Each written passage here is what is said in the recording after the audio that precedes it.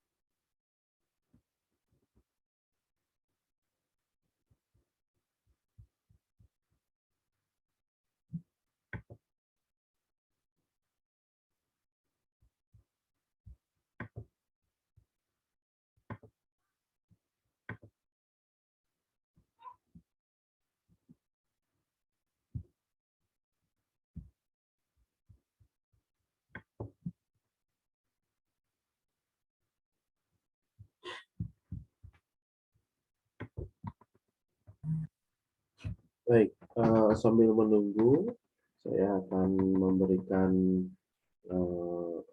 statement umum tentang konstruktivistik. Terdengar ya suara saya? Dengar, Pak. Terdengar jelas, Pak. Baik, jadi teori belajar konstruktivistik ini kalau dilihat dari pengertiannya dan perkembangannya, arah pendidikan Indonesia sekarang ini mengacu ke teori belajar konstruktivistik ini, yang mana lebih menekankan kepada perkembangan pengetahuan di peserta didiknya. Artinya, siswanya inilah atau peserta didiknya inilah yang punya tanggung jawab untuk mengembangkan pembelajaran yang didapatkan di sekolah atau oleh gurunya. Jadi guru di sini memang betul-betul sebagai pendamping atau sebagai fasilitator, dan si siswa diharapkan untuk mengeksplor sendiri, ya.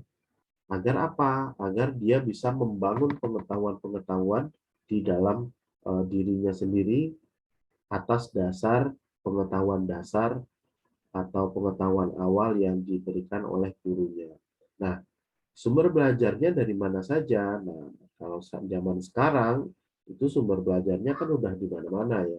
Ada melalui jurnal, melalui website, melalui YouTube. Nah, ini zaman sekarang ini, atau apalagi zaman pandemi seperti ini ya, ini sangat erat kaitannya kita menggunakan teori belajar konstruktivistik.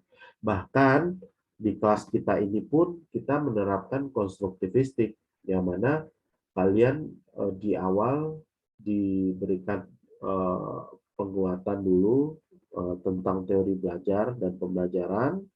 Setelah itu dibagi per kelompok-kelompok, yang mana kalian itu berdiskusi. Nah, proses diskusi tentang sebuah materi inilah yang disebut dengan konstruktivistik, di mana di dalam diskusi nanti kalian mengemukakan pendapat, mencari sumber-sumber, dan kalian juga mempresentasikan. Nah, kayak gitu itu udah konstruktivistik gitu ya. Nah, jadi dan ditambah lagi ketika presentasi saya bertindak sebagai fasilitator atau menengahi. Kalau ada yang salah dibetulkan, kalau yang betul diapresiasi kayak gitu. Nah, memang seperti itu konstruktivistik, teori belajar konstruktivistik ini diterapkan. Nah, di sekolah juga seperti itu, ya. Di sekolah juga seperti itu. Guru ini hanya sebagai fasilitator, hanya sebagai apa memfasilitasi siswa sekarang itu lagi belajar apa, butuhnya siswa itu apa, misalkan mereka ini butuh nih media yang apa yang di dalam prosesnya itu bekerja sama berkelompok gitu ya. Nah, guru memfasilitasi itu, memberikan medianya mungkin atau memberikan alatnya dan guru memberikan stimulus kayak gitu ya. Nah, memang seperti itu yang konstruktivistik. Sehingga siswa itu ngembangin sendiri. Oh, begitu. Oh, begitu. Banyak oh begitunya ya. Banyak aha efeknya ya. Bukan Atta Halilintar bukan ya. Aha efek itu oh iya iya iya iya. Nah, kayak gitu. Ini kan biasanya kita kan gitu ya. Ketika kita membangun konsep tertentu di dalam pikiran kita atau di dalam otak kita, itu akan konstruk konstruk itu kan membangun ya. Bagaimana konstruktur dalam bangunan misalkan itu kan proses pembangunannya. Nah, di pikiran kita juga di otak kita juga begitu. Konstruk bagaimana siswa itu membangun sendiri pemahamannya atas stimulus dasar yang diberikan oleh guru ya atau yang diberikan oleh sumber-sumber belajar yang lain. Jadi yang sangat dominan bekerja di sini adalah siswanya dan itu membawa efek positif yang luar biasa ya. Karena itu siswanya sendiri yang membangun konstruk suatu ilmu pengetahuan di otaknya. Nah, itu menurut penelitian itu akan jauh lebih lama informasi itu stay di dalam otak kita ya. Nah, karena apa? Karena dia akan saling mengaitkan sama kayak kognitif kemarin ya. Dia akan mengaitkan pengetahuan lama dengan pengetahuan baru. Nah, kalau kognitif masih banyak peran gurunya di dalamnya. Tapi kalau di sini di konstruktivistik itu lebih banyak siswanya yang aktif gitu ya. Dari pengalaman-pengalaman dia terjun ke lapangan mungkin, dia uji coba langsung. Nah, dia akan banyak membangun pengalaman-pengalaman baru ya. Nah, maka terjadilahnya aha efek tadi ya. Oh, begitu. Selama ini aku pikir yang namanya tanaman itu udah lahir gitu aja gitu, udah besar gitu aja. Oh, ternyata tanaman itu ada prosesnya ya. Nah, itu misalkan ya, misalkan kaitannya dengan kayak mengamati proses tumbuhan misalkan, mulai dari biji, ya, terus habis itu jadi tunas. Nah, siswa ini berproses selama setiap hari, selama 1 bulan mungkin. Nah, memperhatikan terus proses pertumbuhan, dicatat dan segala macam. Pernah nggak sih kalian melakukan seperti itu dulu waktu zaman sekolah dasar atau SMP gitu? Pernah nggak? Pernah ya. Nah, itu suatu experience yang mengena di dalam hidup kita gitu ya. Karena hal itu adalah hal yang menyenangkan mungkin, dan yang kedua ada terjadinya aha efek di otak kita. Kalau yang seperti itu, yang ada timbulnya AHA efek itu akan lama, informasi itu stay di dalam otak kayak gitu ya. Nah, makanya diharapkan nih kita sebagai seorang guru bisa meng-create pembelajaran yang mana pembelajaran itu berdasarkan banyak dasarnya dari teori belajar konstruktivistik ya, misalkan membuat kelompok, bermain, terus ada adanya presentasi kayak gitu ya, adanya mengamati, adanya praktikum gitu ya. Nah, itu adalah salah satu atau beberapa metode yang berdasarkan teori behavioristik, konstruktivistik seperti itu. Mungkin itu tambahan sedikit yang bisa saya sampaikan, dan monggo kita lanjut ke sesi pertanyaan. Nanti tetap saya akan pandu teman-teman sekalian. Monggo, sudah ada kah? Izin menjawab pertanyaan Mbak Kurnia.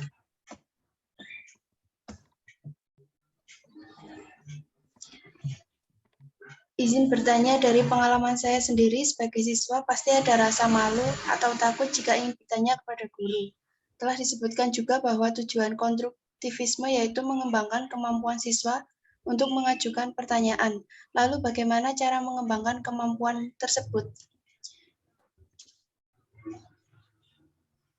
Cara mengembangkan kemampuan dapat dengan cara guru bisa membuat kegiatan yang menarik sehingga dapat membuat siswa menjadi penasaran dengan apa yang terjadi. Dari pengalaman saya, yang dapat membuat penasaran ketika guru melakukan pengamatan bersama siswa, lalu mengamati apa hal yang akan terjadi ketika melakukan kegiatan tersebut. Contoh, ketika mengamati apa yang terjadi ketika sebuah kaca diletakkan di dalam air dan ditempatkan di bawah sinar matahari. Hal tersebut dapat menciptakan bayangan pelangi. Lalu guru dapat menanyakan kenapa hal tersebut bisa terjadi. Dari situlah dapat memunculkan rasa penasaran bagi siswa. Lalu siswa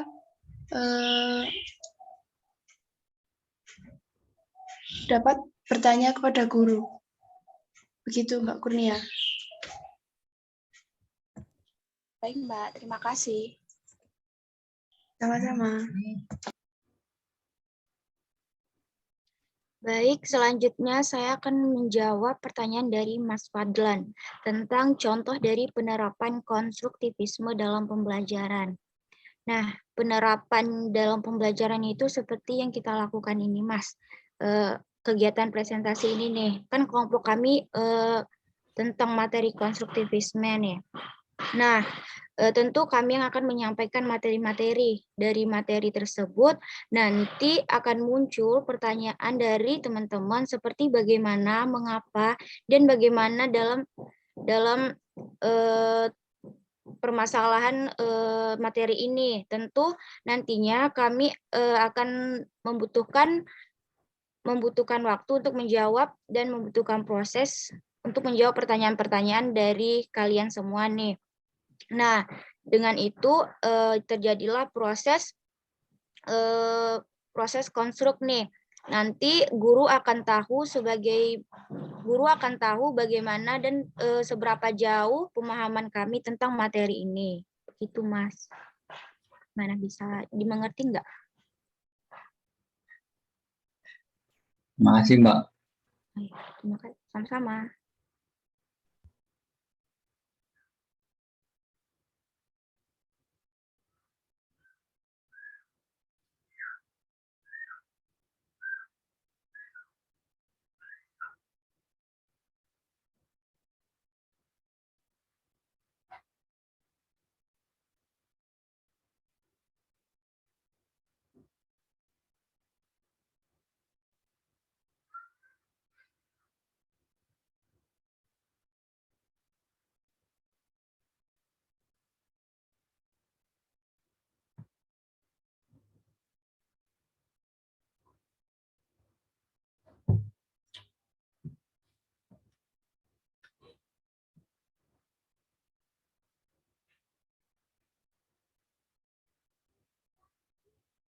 Monggo. Lanjut. Sudah.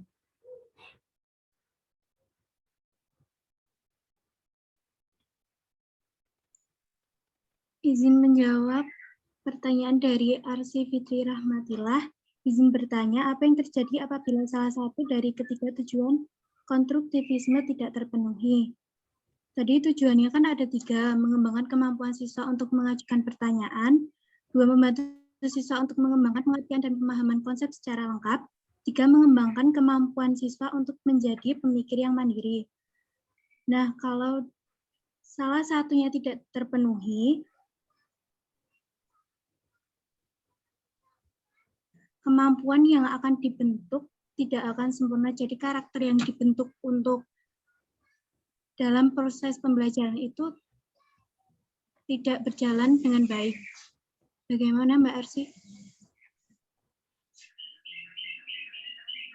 Baik, Mbak, terima kasih.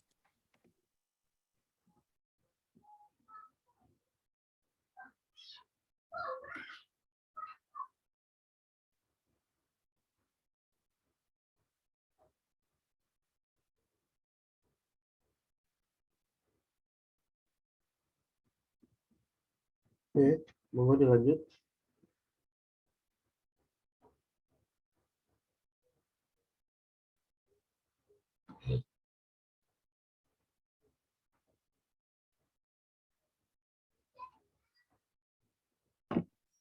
Baik, terima kasih. Tadi udah 3 pertanyaan yang telah terjawab. Mungkin itu saja dulu dari kelompok 3.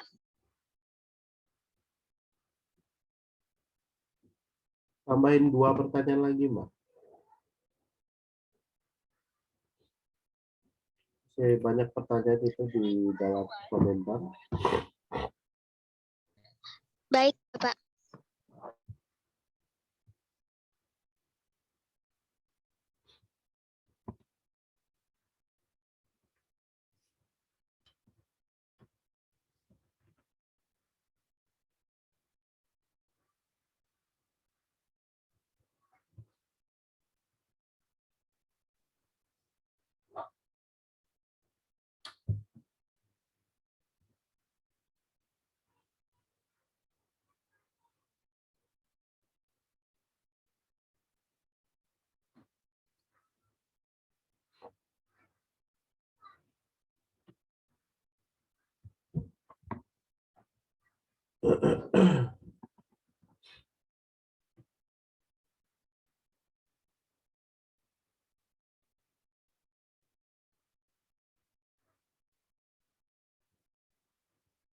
Monggo kalau masih ada dari teman-teman peserta yang masih ada pertanyaan tentang teori konstruktivistik, dipersilakan untuk tetap bertanya, walaupun hanya 2 ya, hanya 2 yang akan diambil. Tapi nanti kalau cukup waktunya, saya akan coba juga untuk bantu jawab seperti itu. Monggo silakan.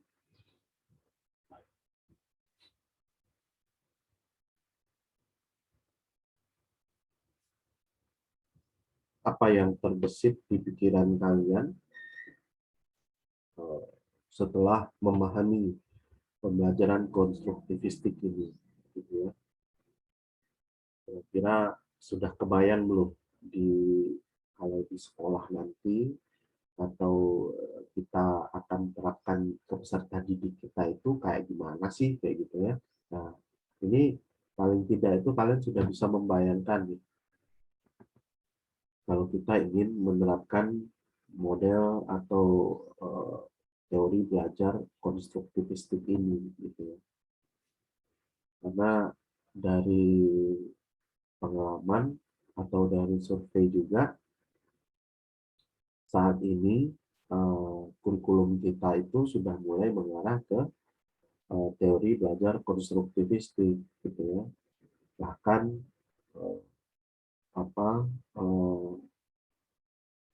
metode Merdeka Belajar pun juga terinspirasi dari teori konstruktivistik ini, yang mana Merdeka Belajar itu kan peserta didik atau si pembelajar itu merdeka untuk memilih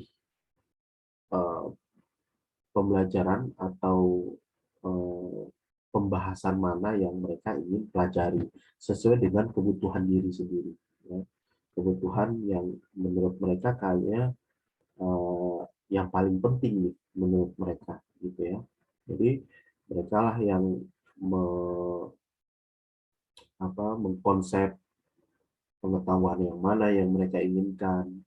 Mereka lah yang mencari pengetahuan mana yang mereka ingin pelajari, kayak gitu ya.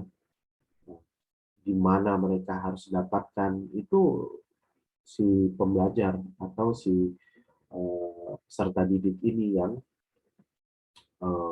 melakukan. Sehingga peran dosen, peran guru ya betul-betul pure sebagai fasilitator, mengarahkan seperti itu ya, membimbing. Nah, kayak gitu. Konsepnya sama dengan Merdeka Belajar, kayak gitu.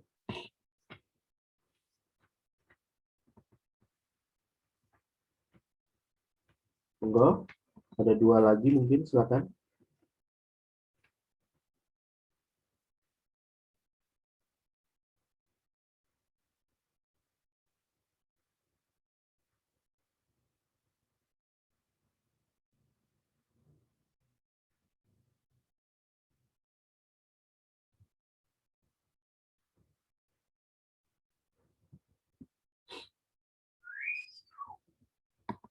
Ya, sebetulnya teori konstruktivistik ini adalah teori dasar dalam proses berpikirnya manusia ya. Yang mana seorang manusia itu dituntut untuk bisa menemukan teorinya sendiri tentang segala sesuatu, begitu ya. Nah, jadi ketika diberikan stimulus atau rangsangan ilmu pengetahuan yang mungkin itu baru, tetapi dia bisa mengaitkan ya dengan pengetahuan yang dia punya, dan dia bisa memunculkan teori baru. Artinya ketika dia akan mempelajari tentang konsep sebuah pelangi misalkan, nah, dia akan diberitahu kenapa sih timbul warna pelangi di mata kita, gitu ya. Nah, dia diberitahukan konsep terjadinya pelangi, dan dia menyambungkan ketika dengan pengalaman-pengalamannya, gitu ya. Oh, terjadinya pelangi itu akibat biasnya cahaya dan adanya ya, cahaya dan air, gitu ya. Ada konsepnya seperti itu misalkan. Nah, dia bisa membayangkan, oh iya, ketika setelah hujan waktu itu, berarti itu kan adanya embun misalkan, dan adanya cahaya yang masuk, dan itu memberikan bias di mata kita sehingga terjadilah yang namanya pelangi. Oh, begitu konsepnya. Nah, itulah yang disebut proses berpikir, itulah yang disebut dengan sudah menerapkan konstruktivistik. Dia memberikan teori sendiri di dalam otaknya berdasarkan pemahaman-pemahaman yang diberikan atau stimulus yang diberikan oleh gurunya, seperti itu, atau stimulus yang diberikan oleh pengalaman belajarnya, seperti itu. Nah, sehingga konsep ini membuat si pembelajar sangat lama mengingat sebuah informasi, seperti itu ya. Nah, dia yang mengkonstruk sendiri, bukan kayak makanan. Kalau makanan itu dia kunyah dulu ya. Kalau kita bawakan kayak ke makanan ya, seseorang itu mencari makanannya itu dan mencerna makanannya itu betul-betul melewati proses ya. Kalau dia mau makan wortel misalkan, dia cabut dulu tuh wortel dari tanah kayak gitu, terus dia cuci, ya. Terus dia potong-potong, terus dia rebus, setelah itu dia makan, setelah itu dia kunyah, dan dia merasakan experience seperti itu, gitu ya. Nah, itu akan memberikan pemahaman atau pengalaman yang luar biasa daripada yang tinggal beli terus langsung diminum. Nah, itu kayak gitu ya konsepnya. Nah, jadi begitulah teori belajar konstruktivistik kita terapkan dalam proses pembelajaran kita. Monggo, silakan, ada 2 lagi yang teman-teman bisa jawab.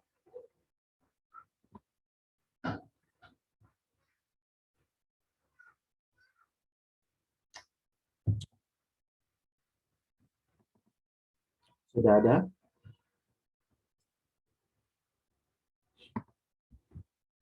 Oh ya, ini kelompoknya hadir semua kan? Hadir, Pak. Hadir semua? Hadir semua, Pak. Oke.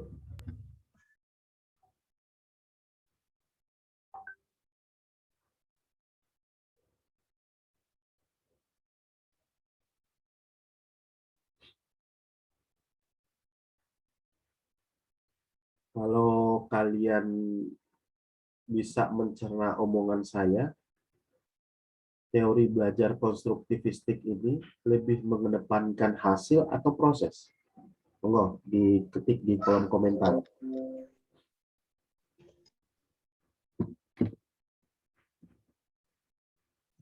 Proses, Bapak. Proses. Coba diketik di kolom komentar.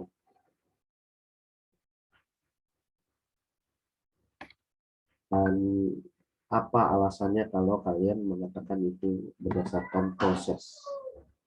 Sambil menunggu ya teman-teman kelompok konstruktivistik untuk menjawab ya.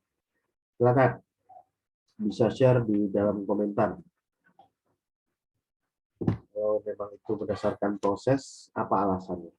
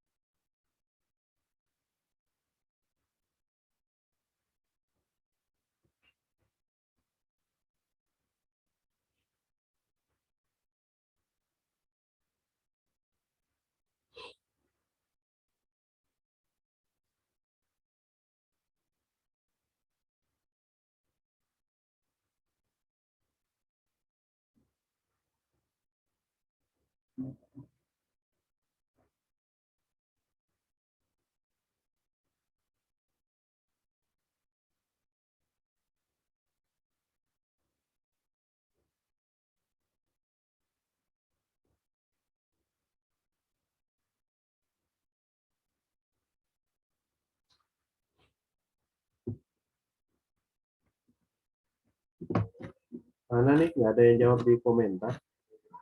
Silakan.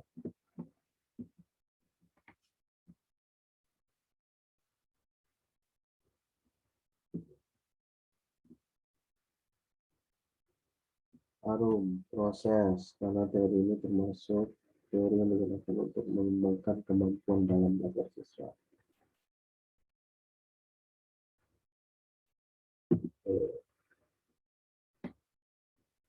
Suatu hal itu terjadi, betul, Kurnia, Indah Marcella.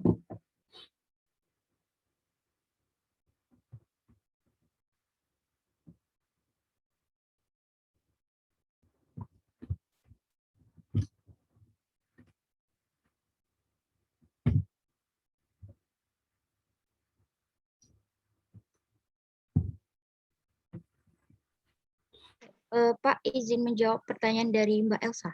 Ya, monggo silakan. Nah, pertanyaan dari Mbak Elsa yaitu bagaimana penerapan teori belajar konstruktivistik dalam proses pembelajaran di dalam maupun di luar kelas. Nah, contoh yang di dalam kelas itu tadi udah dijelaskan ya, yang pertanyaan Mas Fadlan tadi Mbak, yang presentasi tadi.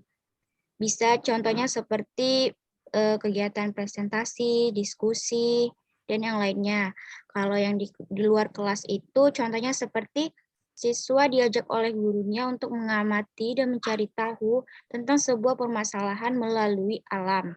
atau laboratorium, perpustakaan, atau temannya, dan maupun di internet. Nah, di sini guru akan mengajak siswa menjadi lebih aktif untuk mencari jawaban dari permasalahan yang ada di sekitarnya tersebut, Mbak. Gimana? Apakah bisa dimengerti, Mbak? Baik, terima kasih atas jawabannya. Ya, sama-sama.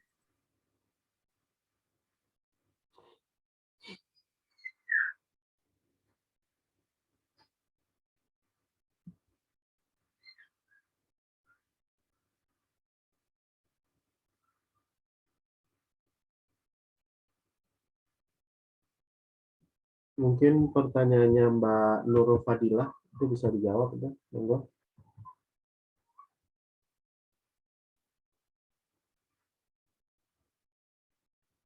Kenapa sih ada yang namanya konflik ya?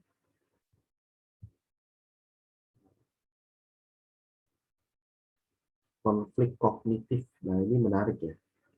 Kok bisa terjadinya konflik kognitif? Konflik kognitif ini terjadi seperti apa sih gitu ya? Nah, ini sebetulnya kalau kita menyadari proses berpikirnya kita sering mengalami konflik kognitif. Ada yang disebut dengan konflik batin lah.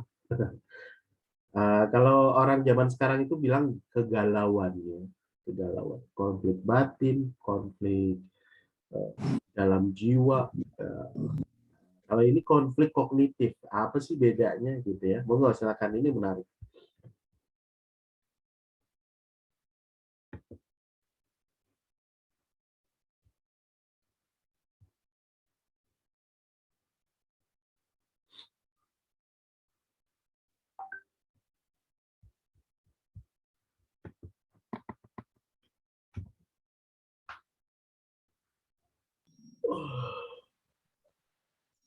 Izin menjawab pertanyaan dari Mbak Nurul. Yes, monggo silakan.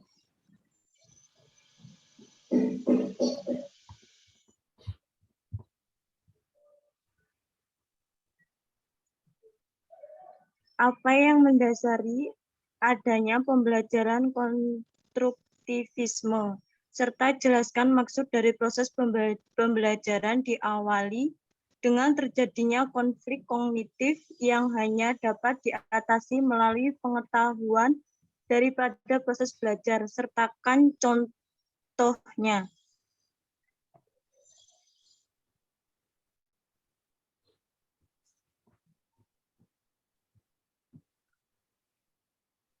Tadi kata Bapaknya sudah dijelaskan adanya dasar dalam berpikir untuk memunculkan suatu teori baru. Contohnya seperti tadi yang sudah dijelaskan Bapaknya, yaitu proses terjadinya pelangi. Ketika siswa menyadari bahwa suatu situasi yang ada tidak sesuai dengan konsep mereka, mereka menjadi tertarik atau sebaliknya tentang situasi ini. Seperti itu, Mbak Nurul.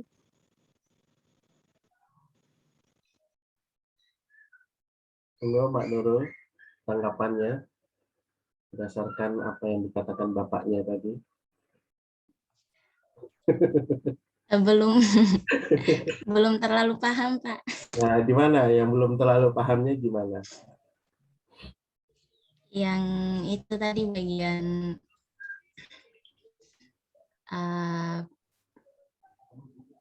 yang mendasari konstruktivisme itu, Pak, kayak contohnya tadi.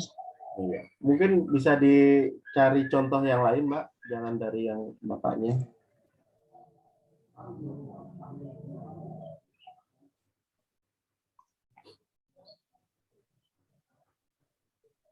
Sama itu, Mbak, konflik kognitif itu yang kayak gimana?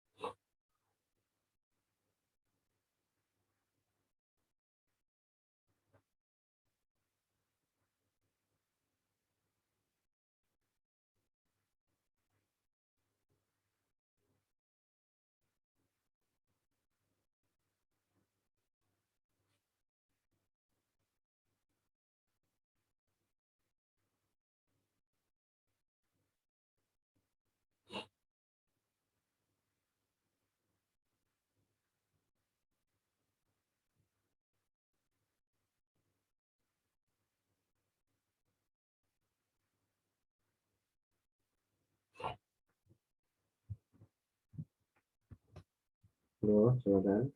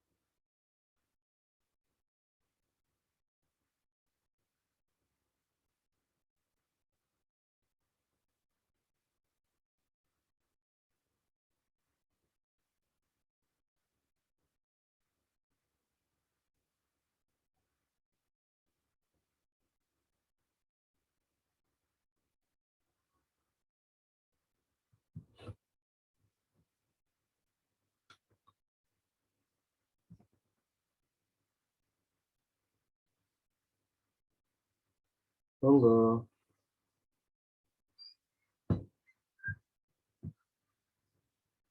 Sebentar, Pak. Yang lama-lama dong.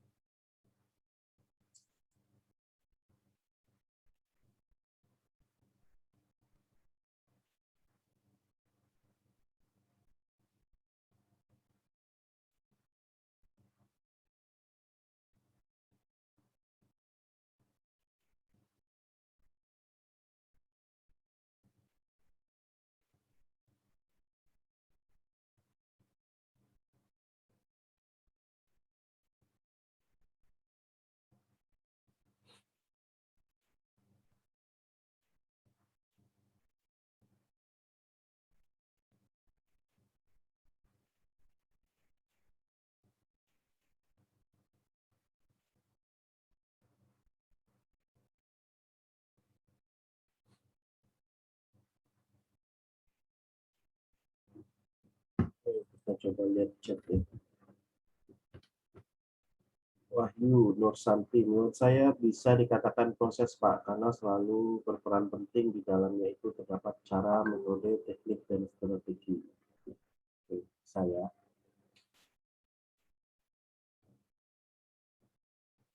proses Nadia Retno, karena bisa memacu peserta didik untuk selalu aktif sehingga kecerdasannya meningkat. Sebenarnya bukan disebut dengan kecerdasannya yang meningkat, tapi lebih ke bagaimana pengetahuannya di-upgrade gitu ya, bukan kecerdasan.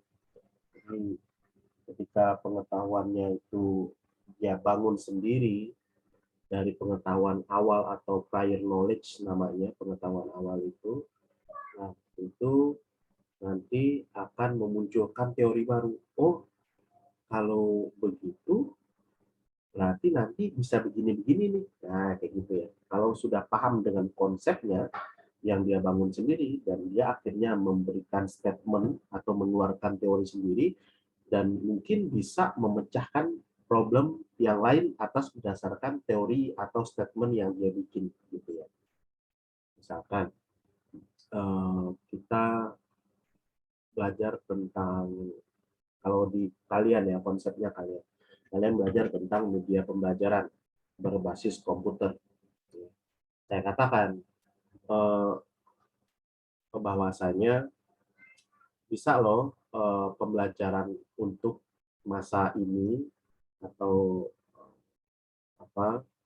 masa pandemi seperti ini, biar siswa makin aktif belajarnya, kita bisa mengintegrasikan permainan ya, bisa mengintegrasikan, bukan permainan ya, tetapi bisa mengintegrasikan pembelajaran, materi pembelajaran kepada sebuah game ya. Nah, itu disebut dengan game based learning namanya. Nah, dengan adanya pengetahuan awal seperti itu yang kalian dapatkan dari saya, kalian membuat sebuah teori baru ya. Dan berdasarkan pengalaman kalian. Nah, oh begitu. Berarti kalau aku main apa kayak aku biasanya main PUBG misalkan ya, atau permainan online lain lah yang kalian tahu gitu. Kalau aku kasih materi pembelajaran di sana mungkin seru ya. Anak-anak mungkin bakal ketagihan ya untuk belajar. Nah, seperti itu konsepnya gitu ya. Berarti kalau kata Pak Lovan tadi, kita bisa menyisipkan sebuah materi pembelajaran di dalam aktivitas games, anak-anak bakal kecanduan tuh. Kalau menurut teorinya begitu kan, game membuat kecanduan. Seorang siswa ini di dalam game online misalkan. Kita kan sering ya mendapatkan sebuah statement atau penelitian seperti itu ya. Game online membuat kecanduan atau gangguan jiwa kepada siswa gitu. Sering kan kita mendapatkan seperti itu. Nah, karena apa? Ya, game itu ada sifat adiktif di dalamnya, ya. Nah, sifat adiktif itu ya bisa seperti mengerjakan mengerjakan sebuah misi, terus di dalamnya ada reward, di dalamnya ada punishment, ya. Kalau reward itu kan kalau misalkan kita menang gitu ya, nah itu kan congratulations, ya, kamu mendapatkan 1 diamond atau 5 diamond. Nah, nanti bisa ditukarkan dengan skin atau apalah senjata gitu ya. Nah, ini kan sebuah ketika mereka mencapai itu, proses itu mereka dihargai ya. Mereka diberikan sebuah reward, dan ketika mereka melakukan kesalahan dan itu ada punishment-nya, itu membuat kecanduan memang ya. Dan intinya adalah bagaimana di dalam aktivitas itu membuat penasaran. Ya. Makanya kadang-kadang di dalam sebuah games itu dikasih tahu dulu ya, ada kayak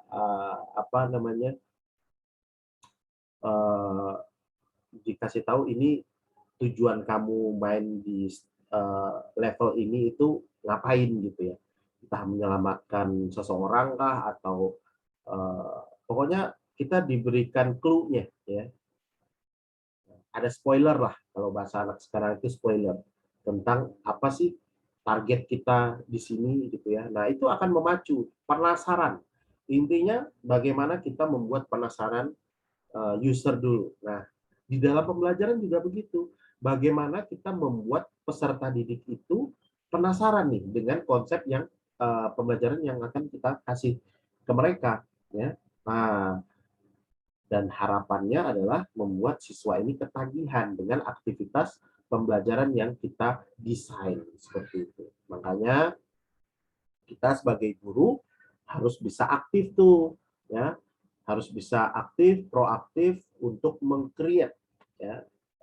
Bagaimana metode atau media pembelajaran yang bisa memunculkan keaktifan siswa ya, atau bisa membuat siswa ini penasaran dan bisa mengaitkan pengetahuan-pengetahuannya dengan konsep-konsep baru yang mereka miliki nanti. Seperti itu.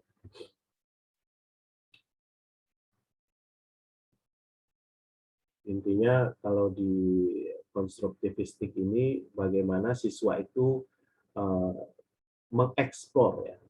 Kalau bahasa akademiknya discovery learning. Ya. Bagaimana mereka ini mengeksplor, mendalami materi-materi pembelajaran tentu dengan aktivitas-aktivitas yang menyenangkan, aktivitas-aktivitas yang menantang gitu ya. Nah, seperti itu. Kembali lagi ke konsep game tadi ya. Seperti yang saya bilang, konsep pembelajaran itu bisa menyenangkan kalau kita bisa misalkan ya, Kalau kita bisa buat dengan konsepnya game. Nah, di dalam otak kalian udah kebayang, kalian mau menghubungkan apa yang kalian terima dari saya dengan pengalaman kalian. Oh iya ya, saya tuh kalau main game bisa sampai berjam-jam tuh, sampai bisa lupa sholat tuh. Nah, mungkin pengalamannya begitu ya, atau sampai bertahan nggak makan seharian mungkin. Nah, ini pengetahuan yang kalian terima dari saya, kalian bisa hubungkan dengan apa yang kalian pernah alami. Nah, itu sudah melewati proses konstruktivistik. Oh, kalau begitu, besok aku bisa bikin nih pembelajarannya begini, begini, begini. Nah, artinya itu sudah mengeluarkan teori baru.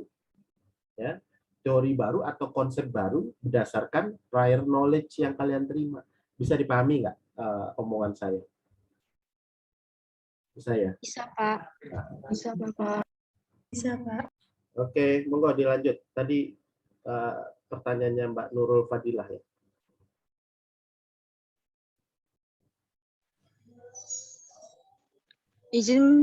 Izin menambahkan pertanyaan dari Mbak Nurul. Itu contohnya seperti fotosintesis, Pak. Gimana itu fotosintesis?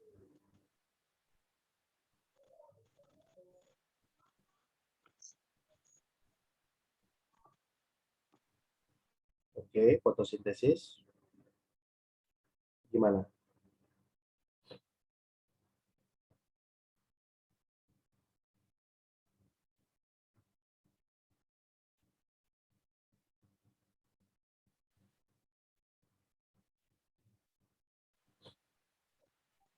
Izin menjawab pertanyaan dari Mbak Nurul Fadilah yang tadi. Contohnya itu seperti fotosintesis. Sedangkan menurut dari kelompok kami, jadi bahwa konsep yang mendasari dalam teori pembelajaran konstruktivisme itu adalah adanya peran yang dialami atau koneksi atau hubungan dengan cara bersusunan yang berdekatan dalam pendidikan siswa. Seperti itu, Pak. Ya, fotosintesis tadi itu mungkin bisa dijelaskan maksudnya gimana? Penerapannya. Kok bisa itu proses fotosintesis itu bisa menjadi contoh untuk penerapan teori belajar konstruktivistik? Kayak gimana itu? Mungkin bisa diberikan skenario. Kayak saya tadi menerangkan tentang pelangi.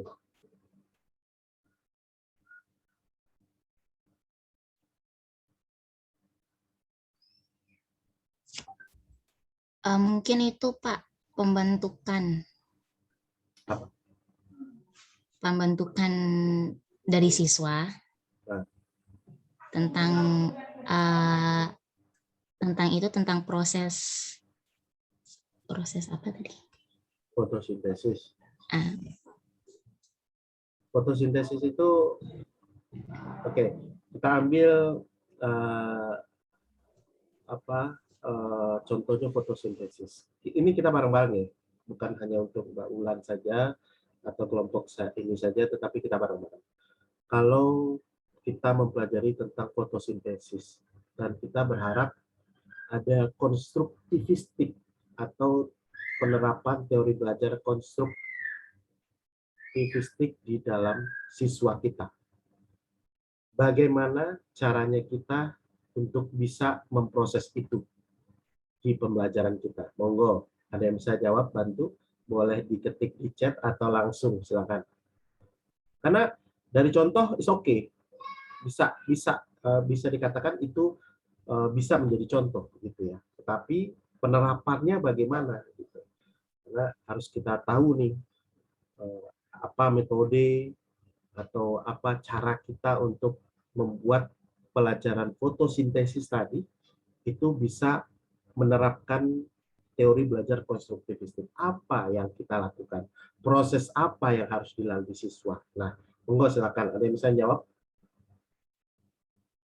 Bisa diketik di komentar ya. Pak, izin membantu jawab. Oke, siapa ini? Ini kok nggak kelihatan. Indah, Pak. Oke, Indah Marcella. Ya. Tadi kan contohnya fotosintesis. Nah, yang kita tahu fotosintesis itu proses di mana tanaman menghasilkan makanan sendiri melalui karbon dioksida, air, serta energi dari sinar matahari. Nah, dari ini kan kita udah tahu nih arti fotosintesis itu apa. Nanti siswa itu akan muncul rasa penasaran dan ingin tahu. Maka siswa itu akan mencoba mempraktekkan fotosintesis tersebut. Maka dari itu mereka akan menemukan jawaban nih, oh benar gitu, fotosintesis itu bisa menghasilkan makanan dari sinar matahari. Begitu, Pak. Oke, ada yang lain? Silakan. Terima kasih Mbak Indah. Monggo.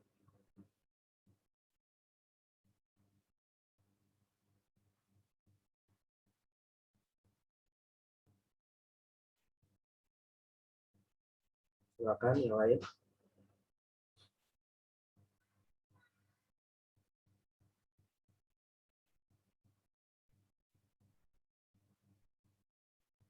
Mas Fatlan mungkin.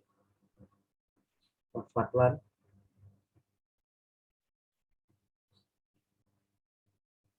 Monggo Fatlan.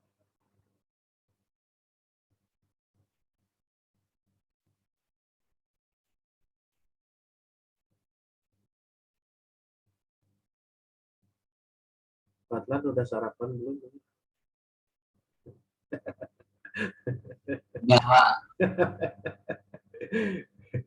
Enggak, silakan Mas Fatlan kalau ada bisa memberikan kontribusinya, silakan. Bisa pendapatnya mungkin. Nah, ini dari Kurnia nih, udah ada nih. Mungkin siswa menjadi penasaran bagaimana proses fotosintesis itu terjadi. Ya, penasaran itu yang kita inginkan, tetapi bagaimana kita bisa memfasilitasi siswa dengan penasarannya itu. Ya, apa yang harus kita lakukan, apa yang bisa kita instruksikan, kayak gitu ya.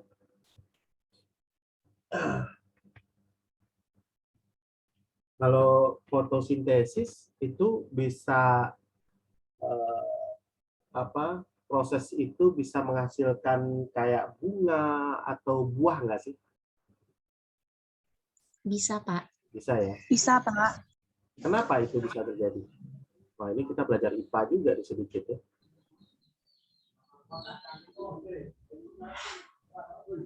Dari Pak, monggo. Saya Karena itu Pak, kan proses pembuatan makanannya itu kan melalui cahaya matahari. Yes. Serta air gitu kan Pak. Ya. Maka itu disebut fotosintesis. Jadi misalnya kita nanam tumbuhan kayak misalnya bunga. Dimulai kan dari bijinya kan Pak ya, terus kita siram dengan air, dan selain dengan air kan tumbuhan itu membutuhkan sinar matahari untuk dia berkembang dan menghasilkan makanannya sendiri. Nah, saat kita menyimpan biji tumbuhan yang kita tanam itu di bawah sinar matahari, maka tumbuhan itu akan berkembang dan semakin tumbuh. Kemudian dia akan menghasilkan batang, kemudian daun, serta bunganya. Seperti itu. Oke.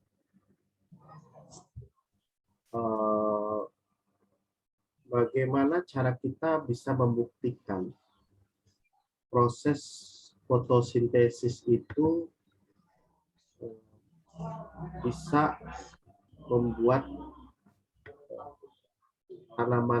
tanaman ini tumbuh atau berbuah seperti itu? Mungkin ada yang bisa nanggapi.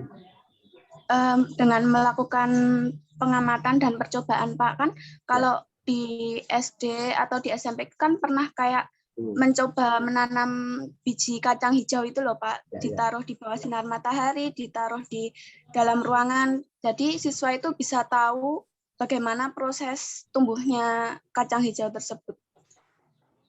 Oke.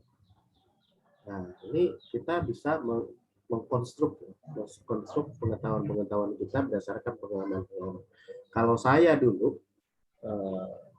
dengan adanya pelajaran fotosintesis, kalau dulu saya SMA itu IPS ya, tapi pelajaran fotosintesis itu kita dapatkan di SD ya dulu, dan guru saya itu mempraktekannya gini. Jadi kita ada pohon pepaya di samping sekolah, bukan pepayanya tetangga ya, tetapi itu berada di halaman sekolah kita. Nah, guru itu ada dua ya, pohon pepayanya ada dua. Yang satu dibiarkan daun-daunnya, terus ya intinya di daun ya, kalau fotosintesis itu ya, daun-daunnya dibiarkan. Yang satu lagi, daunnya itu dipatah-patahin tuh. Ya. Nah, kita bisa melihat ya, kita bisa melihat dan membuktikan sendiri bahwasanya daun yang dipatahin ya atau yang rontok karena secara disengaja atau tidak melalui proses alaminya, itu tidak menghasilkan buah yang sesuai atau yang seharusnya.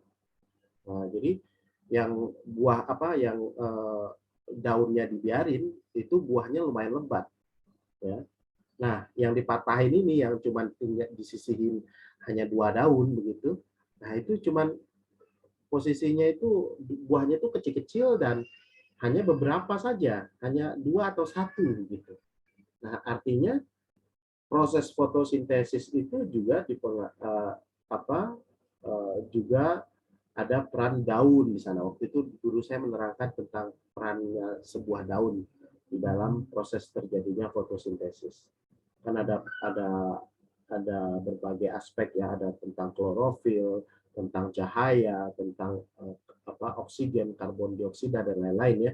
Nah, sehingga kita bisa membuktikan ya, ada proses proving ya atau pembuktian yang mana teori yang kita dapatkan melewati buku atau yang disampaikan oleh guru sekarang kita dapatkan secara nyata dan jelas bahwasanya oh begitu, ternyata begitu ya. Nah, hal itu akan mengakibatkan terjadinya, itu sudah dikatakan terjadinya proses konstruktivistik di dalam pengetahuan kita. Kita sudah membangun pengetahuan baru atau berdasarkan pengetahuan lama dengan pengetahuan yang baru kita membangun suatu teori baru gitu ya. Oh, ternyata begitu tuh. Ada hubungannya ya, ternyata betul, ternyata teori yang disampaikan buku, teori yang disampaikan ibu itu tentang terjadinya fotosintesis. Oke, kalau begitu, biar buahnya makin lebat, biar bunganya makin banyak, berarti saya bisa begini-begini nih besok kalau di rumah saya. Nah, hal semacam itu sudah dikatakan kita berproses. Ya. Ada proses konstruktivistik di dalam pengetahuan kita atau di dalam otak kita atau di dalam pembelajaran kita seperti itu. Kira-kira Mbak Nurul sendiri bisa memahami nggak? Bisa, Pak. Oke. Kesempatan untuk yang terakhir. Ada yang ingin tanyakan mungkin?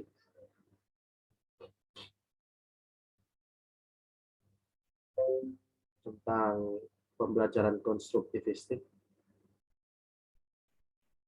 Jadi saya ulangi, saya tekankan lagi, bagaimana kita bisa menerapkan konstruktivistik ini.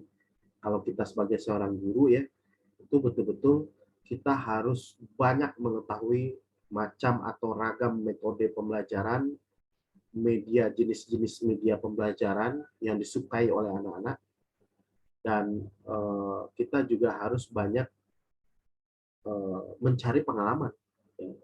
Entah karena di sini jam terbang juga mempengaruhi. Jam terbang ini pengalaman kita, ya, pengalaman kita berinteraksi, pengalaman kita membuat sebuah media pembelajaran atau membuat sebuah metode pembelajaran, itu juga akan sangat mempengaruhi, ya. Nah, ketika kita banyak jam terbang kita di dalam penerapan teori ini, akan semakin luaslah kita di dalam prosesnya dalam mengajar nanti. Kalau mendapatkan teori konstruktivistik. Mungkin itu yang bisa disampaikan teman-teman. Saya rasa cukup untuk siang hari ini atau pagi hari ini. Monggo ditutup kelompok konstruktivistik.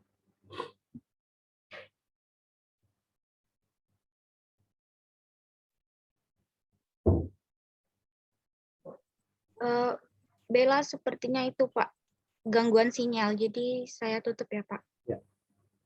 Baik teman-teman, sekian hasil presentasi dari kelompok 4. Lebih dan kurangnya diskusi ini mohon dimaafkan. Wabillahi taufiq wal hidayah. Wassalamualaikum warahmatullahi wabarakatuh. Waalaikumsalam.